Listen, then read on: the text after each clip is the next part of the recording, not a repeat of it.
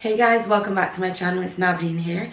If you're new, come on, come all. And if you're a long-time subscriber, you know me love you like cook food. So let's get into the video. Personality, everything you do makes me love everything about you. Your smile, your style, so fly. So I know you have already seen the title from this video. I normally stray away from these type of videos, but from the reception I got in my last video and people actually commenting and saying I actually really enjoyed that video and you should do more content like that, I don't mind giving you more of what you asked for.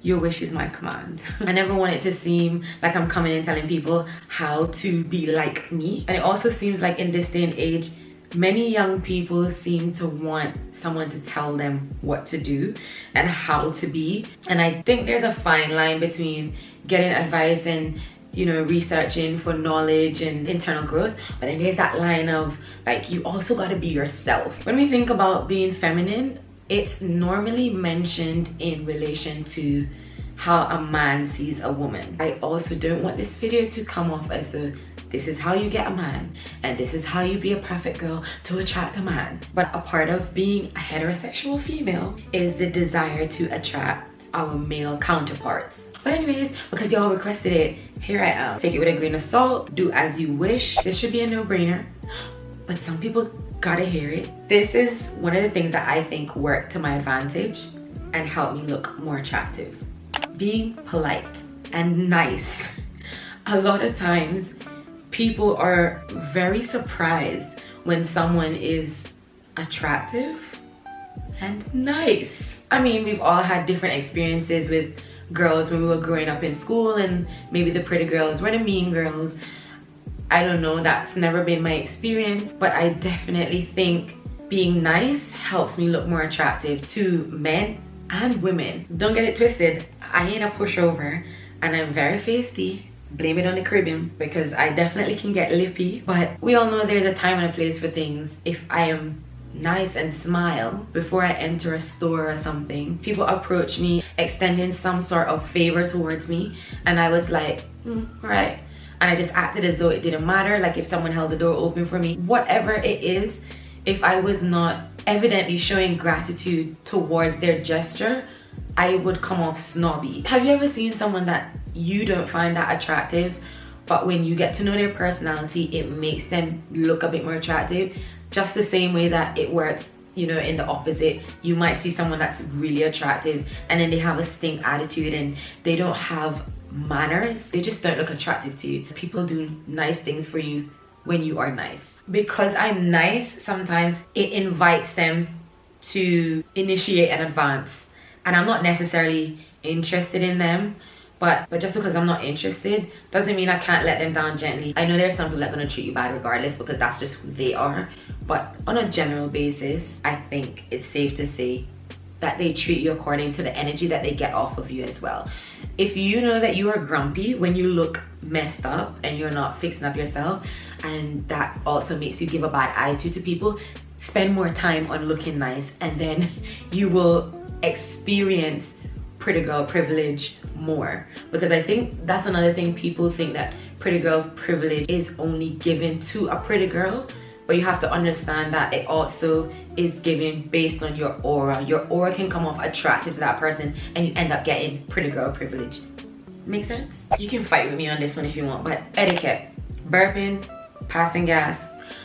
I will never understand how females feel comfortable to do that in front of their man. I'm sorry. I've been in a relationship, a long-term relationship for years, and I never passed gas around him, and I don't remember hearing him pass gas. Now, don't get it twisted. As you get comfortable with people, I know that just because my relationship was like that before, that doesn't mean my next relationship, the guy won't do that. But I don't want him to take it as a joke and think it's okay to just keep doing that, because I don't find it funny and I don't find it attractive. Yeah, you need to pass wind, whatever. And I don't want to smell it. I don't know, that it adds to your sex appeal. No matter how long you've been dating your guy, I don't think he necessarily wants you to get that comfortable where you're doing it on a regular basis. I know that you're gonna do it sometimes. Like, I don't expect people to get up in the morning and run out of the room to pass wind, especially like, you know, sometimes you wake up in the morning, that's when you're the most bloated. Or sometimes people sleep and do it at the same time. You can't control that. But in regards to just sitting there chilling with your man and you just doing it and just blah, blah, like, how is that attractive? I don't want my man doing it, and I don't think y'all ladies should do it either. Maybe you want to be a lady out in the streets, but you don't want to be a lady in your house. You just want to like let loose when no one is around. That ain't cute, sis. I think that also links to my next point of maintaining mystery. In this day and age where everything is posted on social media, you leave nothing left to not only the imagination, but also just in your everyday life. Everything that you go and get done, I don't think it's anyone's business to know everything. I do know that people give women that have had work done a bit of flack. So they will, you know, say, oh, she's acting like she got that body from the gym. How about she's probably trying to maintain what she paid for in the gym? You actually don't know why people get work done. I really don't think it's anyone's business. Maybe I can look at it that way because I'm not a celebrity and I don't feel like I owe people an explanation. Even as a celebrity, you don't owe people an explanation. And I feel like keeping that mystery gives also a certain sex appeal. People don't need to know that you have on a shapewear that pushes your boobs up and sucks your stomach in. Let them wonder. Just look nice in your dress and let people just focus on the fact that you look so nice. But I think when you share all your secrets, it takes away that aura, that thing that you have around you that makes you look so well put together and almost perfect to someone. If you share too much, you take away that essence that people think you're naturally giving off, but you know that you have on shapewear underneath. So yeah, I would say tone it down with how much you share with the public. So a point that I have been learning is submission is very attractive. I definitely feel this works both ways. Men can be submissive to their women in your own manner, the way that you as a man will portray that. But for a woman, we all know that this argumentative, I don't need a man, I can do it on my own kind of thing ain't working for us, because a lot of us are single because of it. Do you think men are important? Like for what? This is just a reminder for men that scientists have now discovered a way for women to impregnate themselves using their own bone marrow. And the only child that can result from those pregnancies are female. So we no longer have any need for you, genetically or physically. So, you know, tread lightly. Give them this message that it's okay to be a man. It's not okay. It's necessary. What the hell are we going to do without men?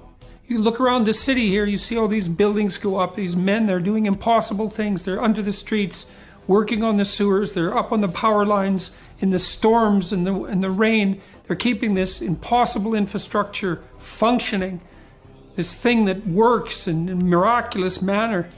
They work themselves to death, and often literally. And the gratitude for that is sorely lacking, especially among the people who should be most grateful. Let's tone that down a notch. I mean, unless you want to be single for the rest of your life. Because, I mean, would you like to be with someone that tells you that they don't need you? Just be softer. Yo, the Bible says, a soft answer turneth away wrath. And sometimes someone's angry with you and you respond kindly and soft to them. And it just changed the whole dynamics of where the argument could have led to. Now, we know that this is not going to work all the time, because sometimes your head gets the best of you, or your emotions, and you're just on 10 and it's hard to calm down. But practice makes perfect, right? He doesn't want to deal with someone that feels like they don't need him, because if you don't need him, then why is he gonna stay? Work your little feminine charm on them instead of going up there with them. The basic things of being feminine, we all know, is grooming yourselves, getting your nails done, getting your toes done, combing your hair. We ain't saying going to the hairdresser all the time, but combing your hair, having it neat. It's the little details that make you come off attractive. Sometimes you don't think it makes a difference, but it does. Imagine looking clean and having on a nice dress and your hair is done, your face is beat to the gods, and then I look down and your feet are ashy. It throws off your whole look right away. You look dirty. I know it's not every day that you are gonna look your best, but in order for me to at least have a baseline, I throw away all my tattered clothes. You know them clothes that you were cleaning in and they have a little stain in it or got a little hole?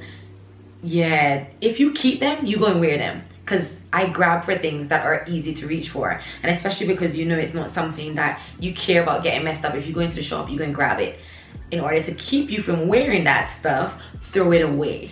You went out there with bleach and last week's dinner on your shirt, and yeah, your husband-to-be just walked past you and he didn't bat an eyelid. I never used to have a middle balance. I used to be either all the way glammed up or toe up from the floor up. But I definitely changed this. With all that being said, don't over worry about what men think about you. People are attracted to people who seem sure of themselves.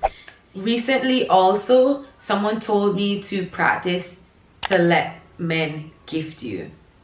And I find that as a hard thing to do. And I think sometimes I don't accept certain gestures or a gift because I don't want it to send the wrong impression. Oh, because I've taken this gift, that means I'm interested or now I owe them. But what it also does, it doesn't allow me to even accept that from someone I am interested in. As simple as taking a coffee or a hot chocolate from them, I will shy away from it. But I've been told by cashiers when people have offered me drinks in the line and they've overheard me say no. The woman said, no, let him pay for it.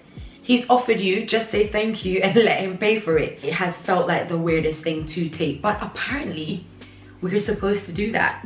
Not that we should go around expecting people to gift us, or men to gift us, I should say. But I do think that when they give you should enjoy a little bit of that. We talk about chivalry is dead, but then when they offer to do stuff for us, we tell them no. Like, how does that work?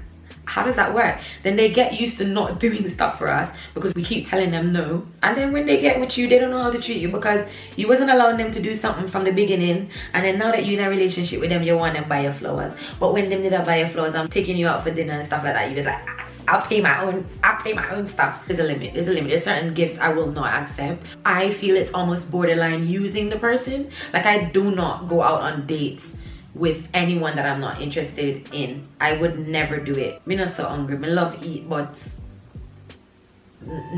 I don't need a free meal that bad or that badly. Just so I don't waffle on about things that probably seem like common sense to a lot of people, I'm gonna cut the video right here. I hope some of it was just a gentle reminder, not me telling you what to do and what not to do, but just, I mean, I did tell you don't belch and fart in front of them, but yeah, that's a no-go. That's a must. That is a must. I am telling you what to do with that one. So yeah, anyways, I'm gonna call it a night. If you enjoyed this video, don't forget to give it a thumbs up, and I hope you stick around for other videos, and I'll see you in my next one. Bye.